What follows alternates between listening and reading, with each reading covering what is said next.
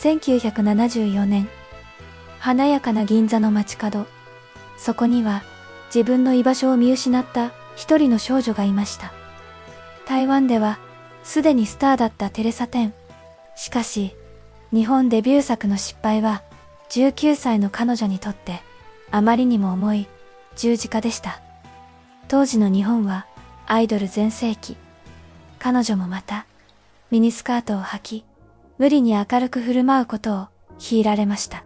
ホテルの部屋で一人、慣れない日本語の辞書を片手に、彼女は、私には日本は無理なのかもしれないと、故郷の家族を思い、静かに涙を流す夜が続いていました。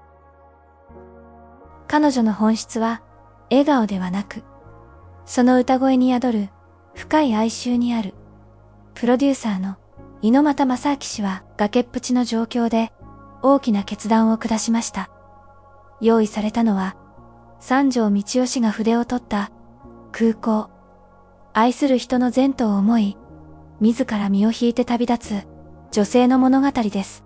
1970年代の空港は単なる旅の拠点ではなく、ドラマチックな別れの象徴でした。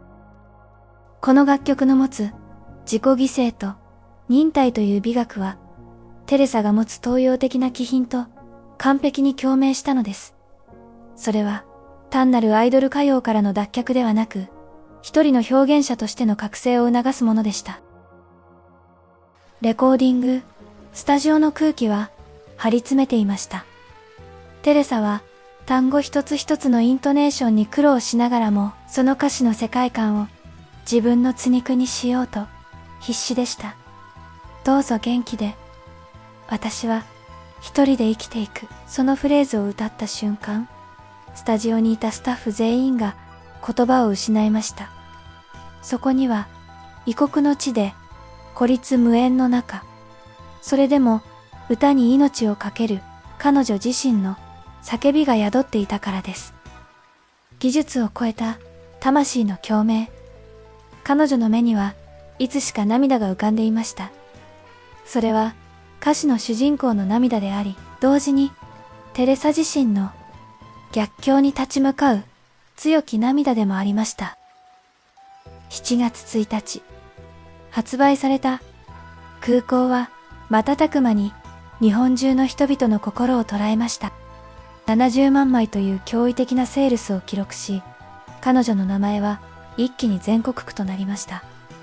そして1974年の暮れ、日本レコード大賞のステージ、新人賞として名前を呼ばれたテレサは顔を覆って泣き崩れました。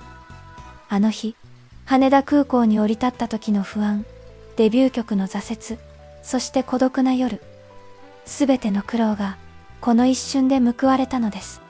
空港という名の翼を得て、テレサという伝説はここから真の飛翔を始めたのでした。